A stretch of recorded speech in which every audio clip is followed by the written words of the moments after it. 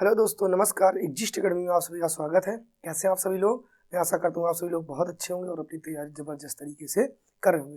दोस्तों, जैसा कि आपको पता है, इससे पहले हम लोग बायोलॉजी की कुछ क्लासेस कंटिन्यू कवर कर चुके हैं और आज हम लोग बायोलॉजी की नई क्लास कवर करने वाले हैं और इसमें हम लोग पढ़ेंगे मानव रोग, ह्यूमन डिसीज। ठीक है, तो देरी न करते हुए आइए हम लोग इसके बारे में समझने की कोशिश करते हैं। ठीक दोस्तों, तो मानव रोग के अंदर आज हम लोग सबसे पहले जो पढ़ेंगे वो पढ़ेंगे आनुवांशिक रोग।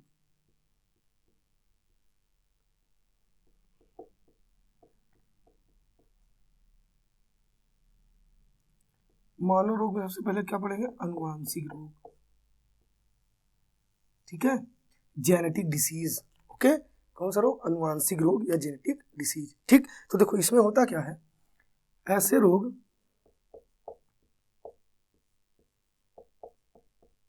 ऐसे रोग जो पीढ़ी दर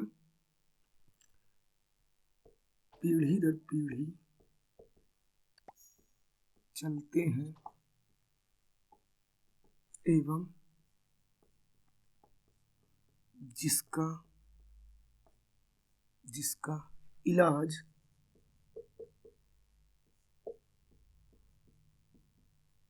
जिसका इलाज संभव ना हो। ठीक है, ऐसे रोग जो पीढ़ी दर पीढ़ी चलते हैं एवं जिसका इलाज संभव ना हो उसे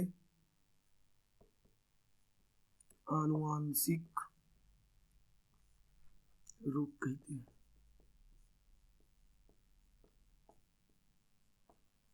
ऐसे रोग जो पीढ़ी दर पीढ़ी चलते हैं और जिनका इलाज संभव ना, उन्हें क्या कहते हैं? आनुवांशिक रोग कहते हैं। देखो दोस्तों, इसमें कहा गया कि ऐसे रोग जो पीढ़ी दर पीढ़ी चलते हैं और जिनका इलाज संभव ना हो, ओके, वो क्या कहलाते हैं? आनुवांशिक रोग कहलाते हैं। ओके,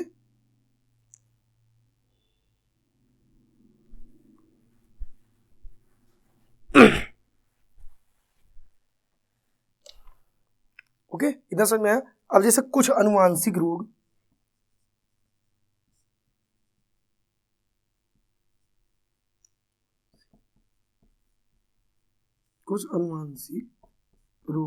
जैसे आपका हो गया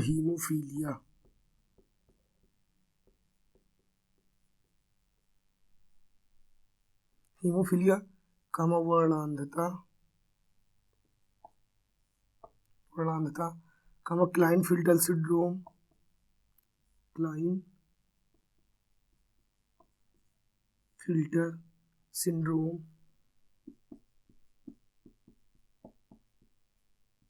ओके। दूसरा है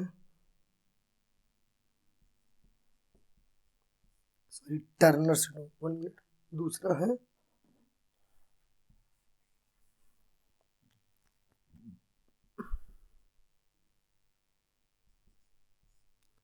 टर्नर सिंड्रोम,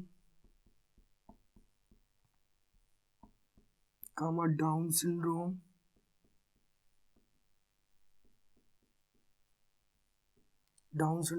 कामा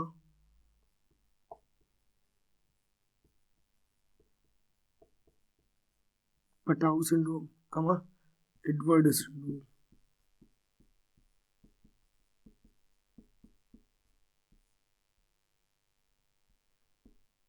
ठीक, Edward syndrome. Okay, Edward syndrome. ठीक, तो देखो अनुवांशिक रोग क्या होते हैं? ऐसे रोग जो पीढ़ी दर पीढ़ी चलते हैं एवं जिनका इलाज संभव ना हो, उसे क्या कहा जाता है? अनुवांशिक रोग यानी जेनेटिक डिसीज कहा जाता है।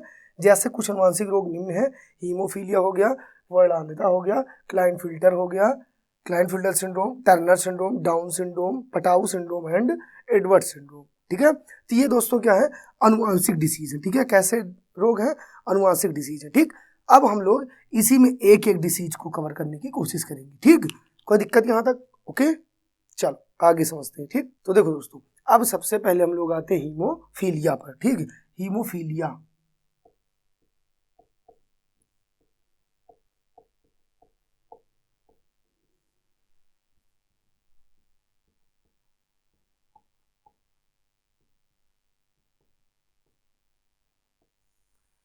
पहला जो अनुवांशिक रोग है वो है हीमोफीलिया। ठीक, पहला क्या पढ़ेंगे, हीमोफीलिया। ओके, अब हीमोफीलिया में समझते हैं क्या होता है। ओके, हीमोफीलिया,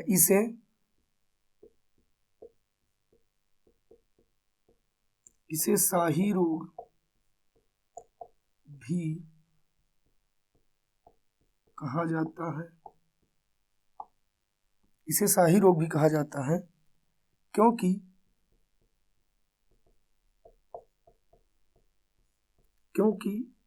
इसकी खोज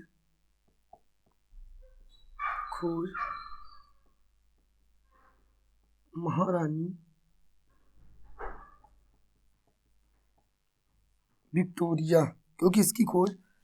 विक्टोरिया के अंदर हुई थी। इसकी खोज किसके अंदर हुई थी, महारानी विक्टोरिया के अंदर। ठीक है, और महारानी क्या थी, विक्टोरिया, शाही खानदान से रिलेटेड थी। ठीक, इस रोग की खोज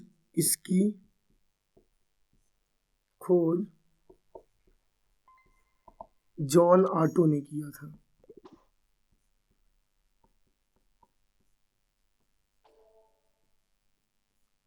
ठीक, तो अगर कह दिया जाए कि हीमोफीलिया की खोज किसने की थी, तो जॉन ऑटो ने की थी। ओके, यहां तक चीज समझ में आई। अगला पॉइंट है समझना, इसमें रक्त का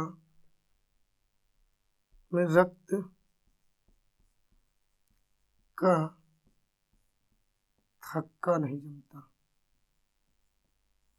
भैया हीमोफीलिया से जो व्यक्ति ग्रसित हो जाता है ना, तो इसमें क्या होता है, रक्त का थक्का नहीं जमता। अगर व्यक्ति चोटिल हो जाए तो फिर ब्लड ऑटोमेटिक, कहने का मतलब रुकता नहीं, ब्लड क्लॉटिंग नहीं होता, ब्लड क्या होता है, बहता ही रहता है। ठीक है, जिससे व्यक्ति की जान जाने की भी संभावनाएं बनी रहती है, और ऐसे व्यक्ति का डॉक्टर ऑपरेशन भी नहीं करते हैं।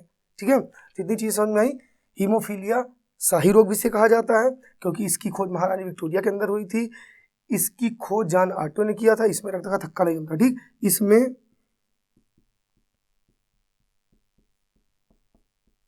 इसमें गुणसूत्र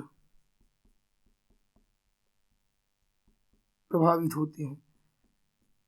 ठीक है, गुणसूत्रों में क्या होता है, विकार उत्पन्न हो जाता है, कुछ कमियां हो जाती है, जिस कारण ये रोग उत्पन्न हो जाता है। ओके, बात समझ में आ गई सबको, कोई दिक्कत यहाँ तक। अब देखो गुणसूत्र जो होते हैं, ठीक भैया, गुणसूत्र, ठीक, तो इनकी संख्या,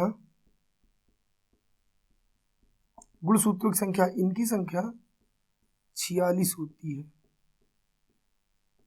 एवं जोड़े में 23 होते हैं। गुणसूत्र की संख्या कितनी होती है, 46 होती है, और जोड़े में कितने होते हैं, तो 23 होते हैं। ठीक, ओके बच्चा, यहां तक क्लियर। अब देखो जो गुणसूत्र होते हैं, गुणसूत्र दो प्रकार के होते हैं। कितने प्रकार के, दो प्रकार के होते हैं। ठीक, एक होता है दैहिक गुणसूत्र और एक होता है लिंग गुणसूत्र।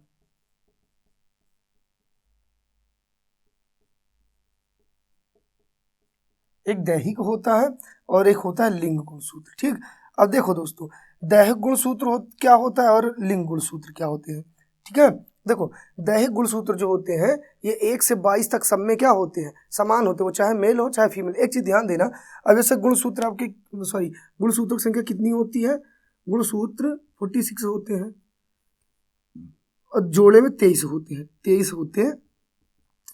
ठीक, अब देखो एक्स क्या करता है, ये फीमेल का होता है, महिला, और एक्स वाई से क्या बनता है, पुरुष का होता है। ठीक, एक्स क्या हो गया, महिला का, और एक्स वाई क्या हो गया, पुरुष का हो गया। तो देखो यहां पे जो दैहिक गुणसूत्र होते हैं, इसमें लिखना इनकी संख्या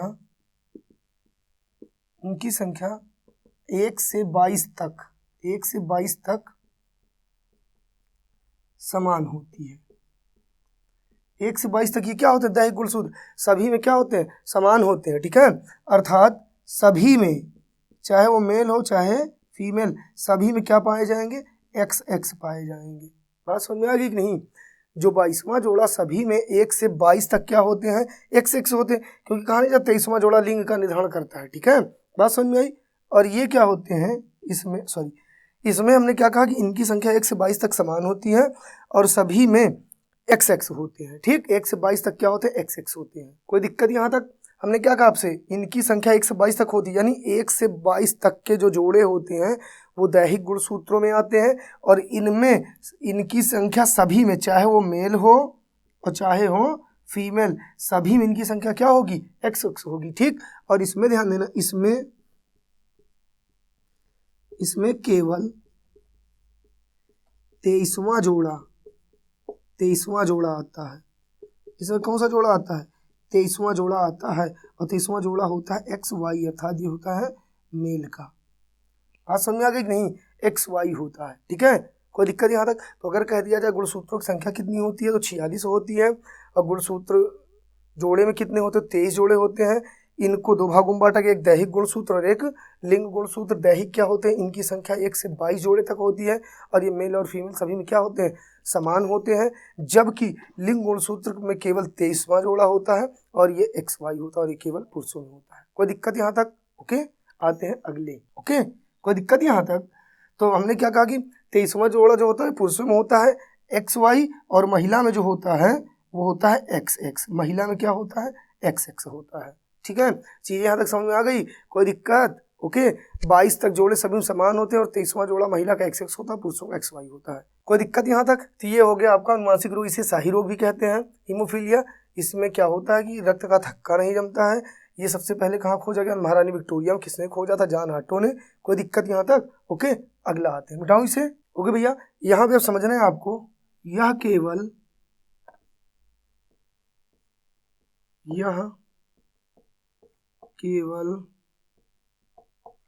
पुरुषों में होता है, यह केवल पुरुषों में होता है, अर्थात इससे कौन ग्रसित होता है, केवल पुरुष। ठीक, इसमें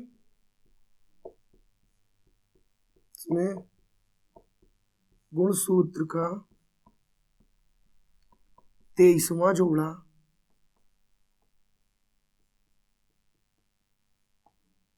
प्रभावित होता है।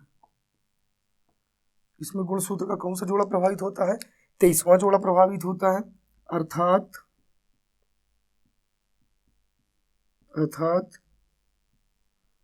23वें जोड़े में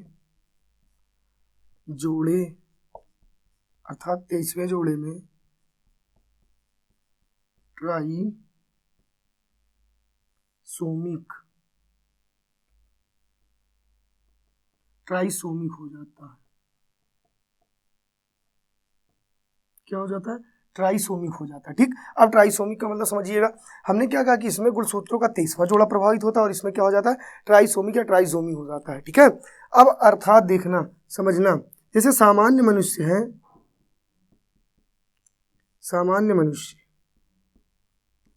इसका जो 23वां जोड़ा है, 23वां जोड़ा XY, ठीक है, पुरुष का 23वां जोड़ा क्या होता है, XY होता है। लेकिन जब ट्राइसोमी हो जाता है, तो इस अवस्था में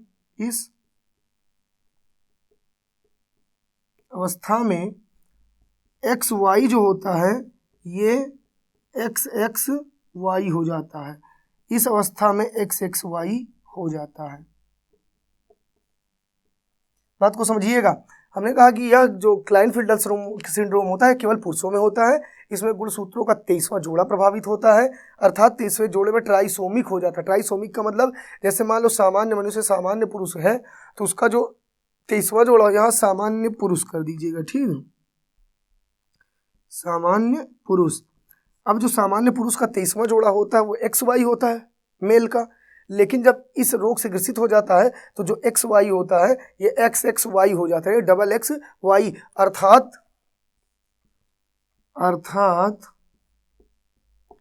गुणसूत्रों की संख्या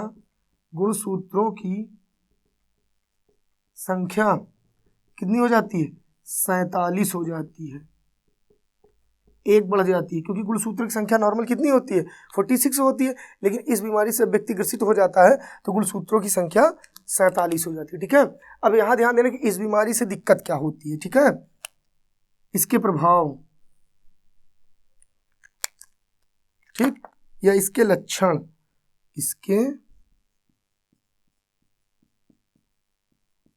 लक्षण, ओके लिखो, इससे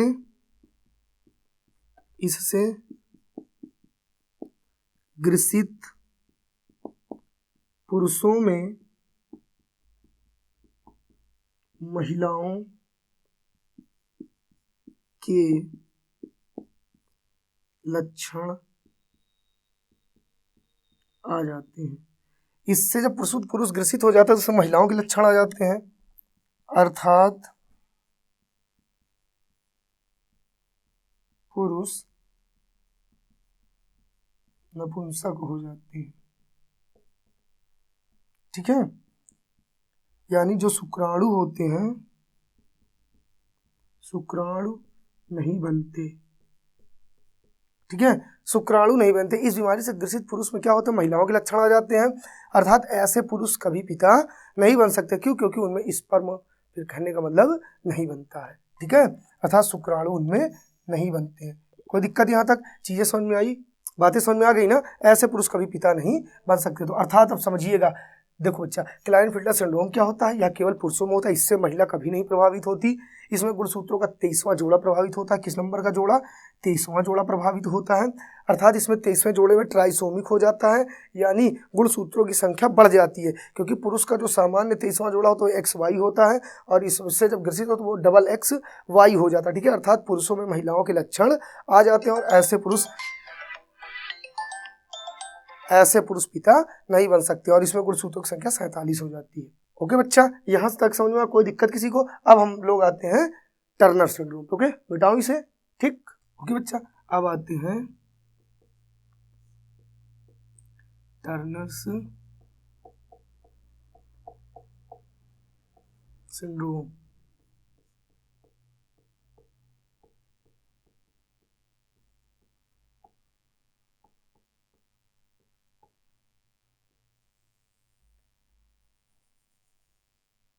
ठीक, इसमें समझते हैं, इसमें लिखना,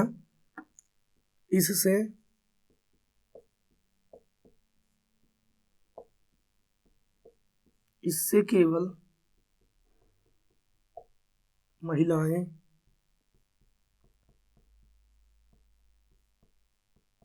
प्रभावित होती हैं।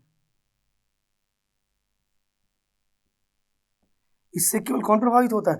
महिलाएं। और क्लाइनफिल्टर में केवल पुरुष होते हैं। ठीक, इससे केवल कौन प्रभावित होता है? महिलाएं प्रभावित होती हैं।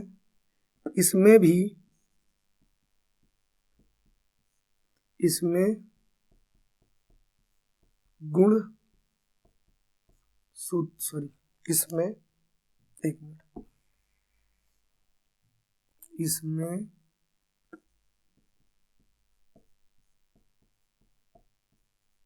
गुणसूत्रों का 23वां जोड़ा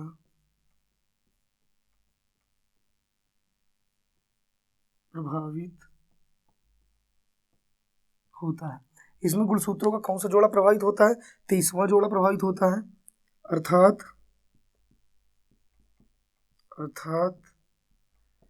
23वें जोड़े में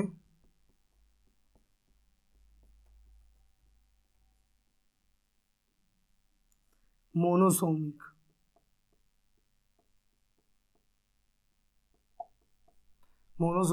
हो जाता है।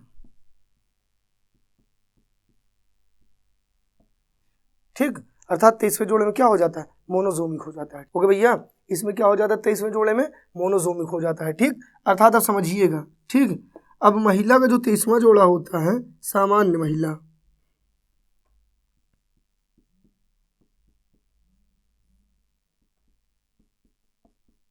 सामान्य महिला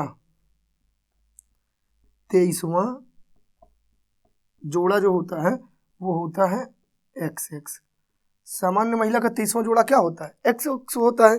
लेकिन जब इससे महिला ग्रसित हो जाती है, जब इससे ग्रसित हो जाती है, जब महिला इससे ग्रसित हो जाती है तो क्या हो जाता है? X0, अर्थात 1X क्या होता है? गायब हो जाता है। 1X गायब हो जाता है, एक ही एक्स बचता है। ठीक, मोनोजोमिक में क्या होता है कि जो महिला का सामान्य गुणसूत्र होता है वो एक्स एक्स होता है, लेकिन जब महिला इससे ग्रसित हो जाती है तो एक एक्स क्या हो जाता है, गायब हो जाता है, अर्थात गुण सूत्रों की संख्या, गुणसूत्रों की संख्या 45 हो जाती है, एक कम हो जाती है। गुणसूत्रों की संख्या कितनी हो जाती है, 45 हो जाती है, जबकि गुणसूत्रों की संख्या कितनी होती है, 46 होती है। ठीक है, तो इसमें मोनोजोमिक हो जाता है, एक एक्स कम हो जाता है। ठीक, अब इसके लक्षण क्या होते हैं, इसके लक्षण लिख लीजिएगा भैया। इसमें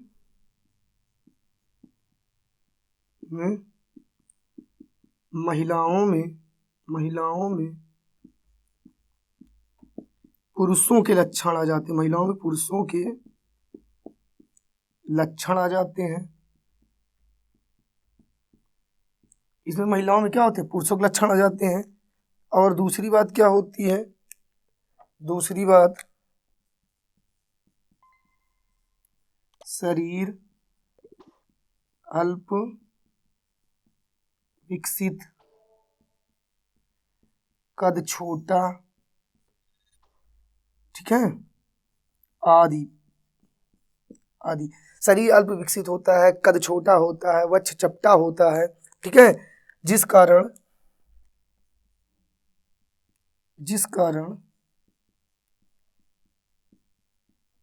कारण महिलाएं माता नहीं बन पाती। तो देखो भैया, इससे केवल महिलाएं प्रभावित होती हैं। इसमें गुणसूत्रों का 23वां जोड़ा प्रभावित होता है, अर्थात 23वें जोड़ों में मोनोजोमिक हो जाता है। सामान्य महिला में 23वां जोड़ा जो होता है वो एक्स एक्स होता है। जब इससे ग्रसित हो जाते हैं तो एक्स, एक एक्स गायब हो जाता है, अर्थात यहाँ वाला एक्स गायब हो जाता है, अर्थात गुणसूत्रों की संख्या कितनी हो जाती है, बच के 45, जबकि गुणसूत्रों की संख्या होती है 46। इसके लक्षण जो थे, इसमें महिलाओं में पुरुषों के लक्षण आ जाते हैं।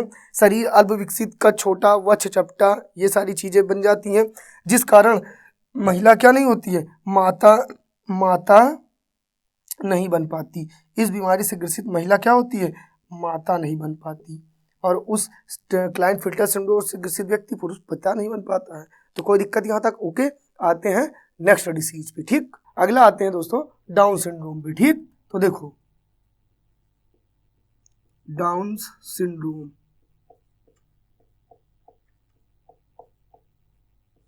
ठीक,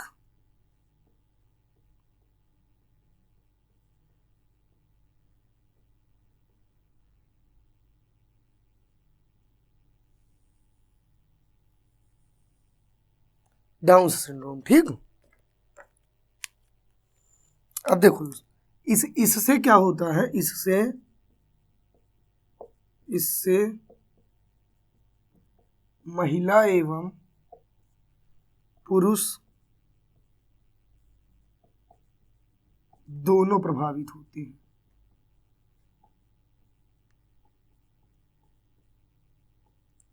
इससे महिला एवं पुरुष दोनों प्रभावित होते हैं। इससे पहले हमने पढ़ा क्लाइनफिल्टर सिंड्रोम। क्लाइनफिल्टर सिंड्रोम में क्या होता है, केवल पुरुष प्रभावित होते हैं। फिर हमने पढ़ा टर्नर सिंड्रोम।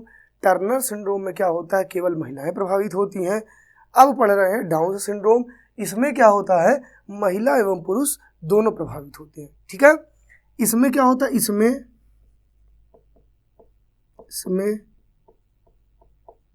गुणसूत्रों का 21वां जोड़ा, गुणसूत्रों का 21वां जोड़ा प्रभावित होता है। इसमें गुणसूत्रों का कौन सा जोड़ा प्रभावित होता है, 21वां जोड़ा प्रभावित होता है। अर्थात अब जो सामान्य मनुष्य होता है, सामान्य मनुष्य का जो 21वां जोड़ा होता है वो क्या होता है, एक्स एक्स होता है। आपको मैंने बताया था गुणसूत्र दो प्रकार के होते हैं, एक होता है दैहिक और एक होता है लिंग गुणसूत्र। तो हमने कहा था दैहिक गुणसूत्र जो होते हैं वो 1 से 22 तक सभी में क्या होते हैं, समान होते हैं। और जो 23वां होता है वो महिला और पुरुष दोनों में अलग अलग होता है। महिला का होता है XX और पुरुष का होता है XY। तो यहाँ पे जो 21वां जोड़ा होता है वो सामान्य में क्या होगा, XX होगा। लेकिन जब इससे व्यक्ति ग्रसित हो जाता है तो इसमें वही हो जाता है ट्राइसोमिक। ठीक, क्या हो जाता है, ट्राइसोमिक। ओके, ठीक, अर्थात ये जो XX होता है ये हो जाता है XXX में कन्वर्ट हो जाता है। ठीक है, XXX हो जाता है। क्या हो जाता है, XXX हो जाता है, अर्थात गुणसूत्रों की संख्या 1 बढ़ जाती है। जबकि मनुष्यों में जो गुणसूत्र होते हैं वो 46 होती है। इसमें गुणसूत्रों की संख्या 47 हो जाती है।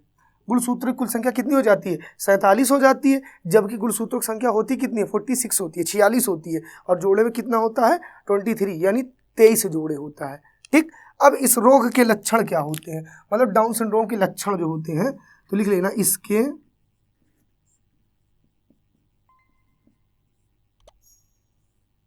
इसके लक्षण। ठीक है, इसके लक्षण देखते हैं। ओके, तो देखो इसके लक्षण क्या होते हैं समझते हैं। यह रोग बचपन में होता है। इसमें बच्चा मंदबुद्धि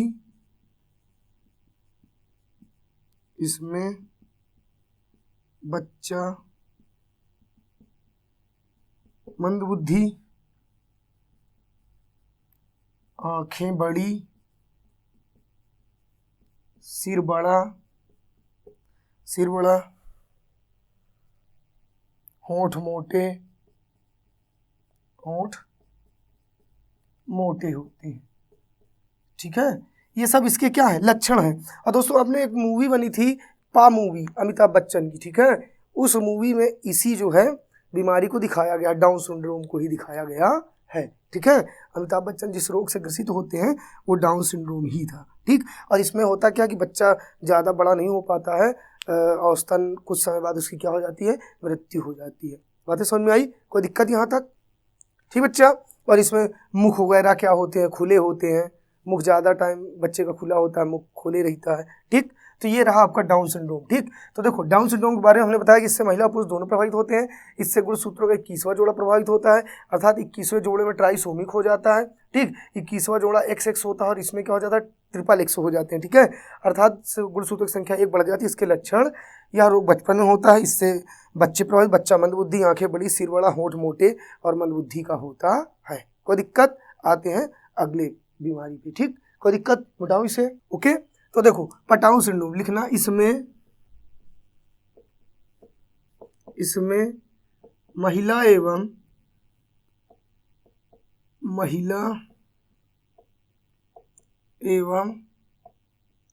पुरुष दोनों प्रभावित होते हैं। इसमें महिला पुरुष दोनों प्रभावित होते हैं। इसमें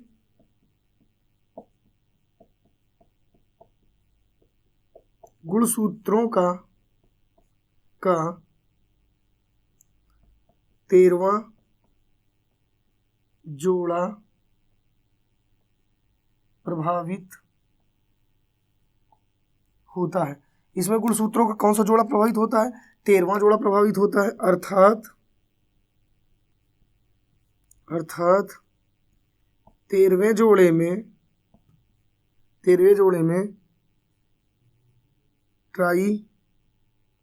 ट्राइसोमिक हो जाता है।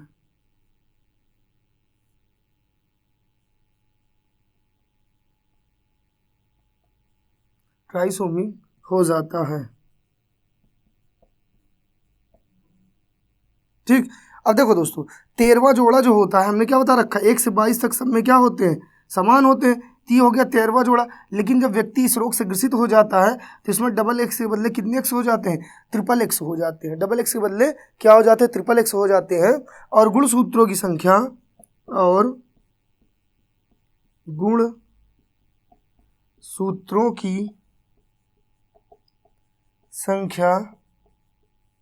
47 हो जाती है। गुणसूत्रों की संख्या कितनी हो जाती है? 47 हो जाती है, 47 हो जाती है। ठीक, इसके लक्षण तो देखो, इसमें बच्चे का ऊपर वाला, इसमें बच्चे का ऊपर वाला होंठ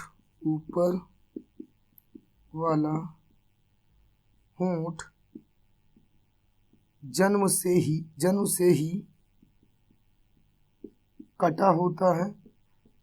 कटा होता है, एवं तालू में दरारें आ जाती हैं। एवं तालू में क्या आ जाती है? दरारें आ जाती है। ओके, तो देखो यहाँ पे ध्यान देना, हमने आपको क्या बताया? Patau syndrome. ठीक है, अब इसमें महिला एवं पुरुष क्या होते हैं? दोनों प्रभावित होते हैं।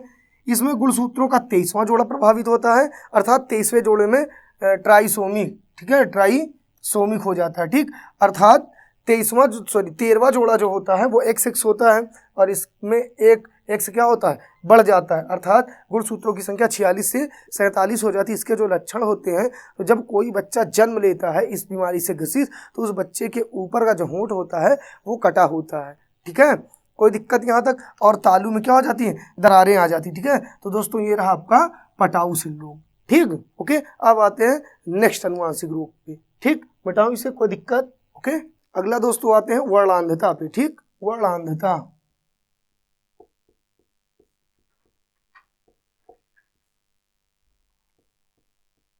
Colour blindness.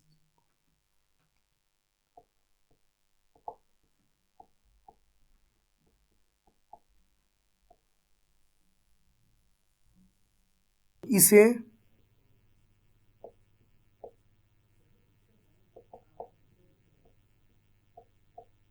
रंगहीनता भी कहा जाता है। इसे क्या कहा जाता है? रंगहीनता भी कहा जाता है। इसे डाल्टोनिज्म भी कहा जाता है। इसे क्या कहा जाता है? डाल्टोनिज्म भी कहा जाता है, क्योंकि इसकी खोज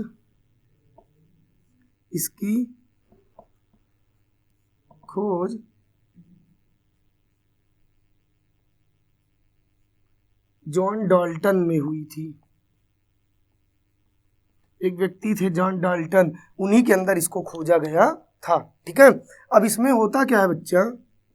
इसमें व्यक्ति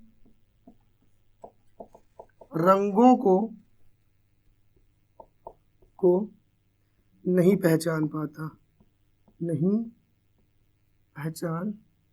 पाता। ठीक है, जैसे अगर इस रोग से कोई व्यक्ति ग्रसित है तो उसे हरा रंग लाल दिखेगा, हरा रंग लाल दिखता है, एवं लाल रंग हरा दिखता है। तो इस रोग से ग्रसित व्यक्ति ऐसी जॉब नहीं कर सकता है जहां पे इन रंगों की जरूरत होती। जैसे रेलवे वगैरह में जो व्यक्ति कलर ब्लाइंडनेस का शिकार होता है, तो ऐसे व्यक्तियों को वहां पे नहीं रखा जाता है। क्यों नहीं रखा जाता है? क्योंकि अगर मान लो भैया ट्रेन को रोकना है लाल झंडी दिखा के, तो दिखा देगा हरी झंडी, दिक्कत बन जाएगी। और अगर ट्रेन को रवाना करना हरी झंडी दिखा के, तो दिखा देगा लाल झंडी, तो ट्रेन क्या होगी? रुकी ही रहेगी। ठीक है, तो ऐसे व्यक्तियों को मतलब रेलवे वगैरह में नहीं रखा जाता। ठीक है, अब ध्यान देना बच्चा। तो देखो, सबसे पहले यहाँ पे एक चीज़ आप लोग जानिएगा, जो हमारी आंखें होती हैं, हमारी आँखों में 2 कोशिकाएं पाई जाती हैं। 2 कोशिकाएं पाई जाती हैं। आँखों में कितनी कोशिकाएं पाई जाती हैं? 2 कोशिकाएं। एक होती भैया रोड सेल अर्थात क्षण कोशिका,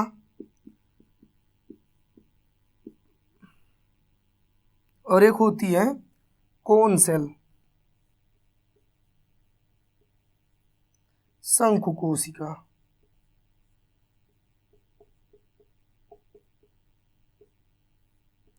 शंकु कोशिका, ठीक। एक आपकी होगी कैसी, क्षण कोशिका, और एक हो गई शंकु कोशिका, rod cell and cone cell. अब देखो, क्षण कोशिका जो होती है ये प्रकाश में देखने में मदद करती है, और जो कोन सेल होती है ये रंगों को पहचानने में मदद करती है, ठीक। ये वाली क्या होती है, प्रकाश में देखने में मदद करती है, और ये जो शंकु कोशिका होती है ये रंगों को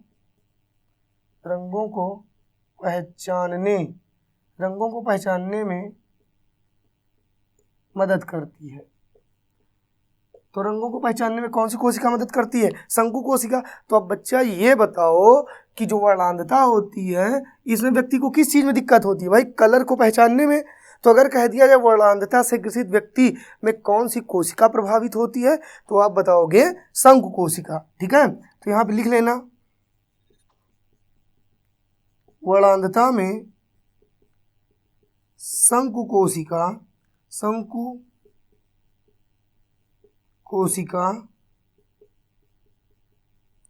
प्रभावित होती है, ओके। और ये जो आप एक रतौंधी नहीं पढ़ते हो, रतौंधी बीमारी, तो ये रतौंधी में क्षण कोशिका प्रभावित होती है, रतौंधी में क्षण कोशिका प्रभावित होती है, रतौंधी में क्षण कोशिका प्रभावित होती है, ठीक। विटामिन वाले चैप्टर में हम आपको ये बता चुके हैं, ओके। तो देखो भैया, अगर कह दिया वर्णांधता तो इसे रंगहीनता भी कहा जाता है, इसे डाल्टोनिज्म भी कहा जाता है। डाल्टोनिज्म क्यों कहा जाता है, क्योंकि जॉन डाल्टन नामक एक व्यक्ति थे, उन्हीं के अंदर सबसे पहले बीमारी खोजी गई थी। इसमें क्या होता है, व्यक्ति कलर नहीं पहचान पाता है, अर्थात हरा रंग व्यक्ति को लाल दिखेगा और लाल रंग क्या दिखेगा, हरा दिखेगा। अब हमारी जो आंखें होती है इसमें कितनी कोशिकाएं होती है, 2 कोशिकाएं होती है, एक होती है क्षण कोशिका, एक होती है शंकु कोशिका। क्षण कोशिका प्रकाश में देखने में मदद करती है, शंकु कोशिका रंगों को पहचानने में मदद करती है। तो जब व्यक्ति वर्णांधता से ग्रसित होता है तो उसकी शंकु कोशिका प्रभावित होती है। तो यहाँ तक कोई दिक्कत किसी को। और हमने आपको बता रखा कि ऐसी बीमारी से ग्रसित व्यक्तियों को जैसे पेंटिंग वगैरह, चित्रकारी वगैरह, या फिर फोटो कलर करने वाले में, या फिर रेलवे वगैरह में इनको नहीं लिया जाता। क्यों, क्योंकि ये अगर रेड यूज करना है तो ग्रीन यूज करेंगे कलर, ग्रीन यूज करना है तो रेड करेंगे, ठीक है। इसी के साथ आपका जो अनुवांशिक डिसीज है, जेनेटिक डिसीज जो था, वो आपका पूर्ण रूप से फिनिश होता है। मिलेंगे नेक्स्ट वीडियो में नेक्स्ट मानव डिसीज के साथ। तब तक के लिए नमस्कार, धन्यवाद।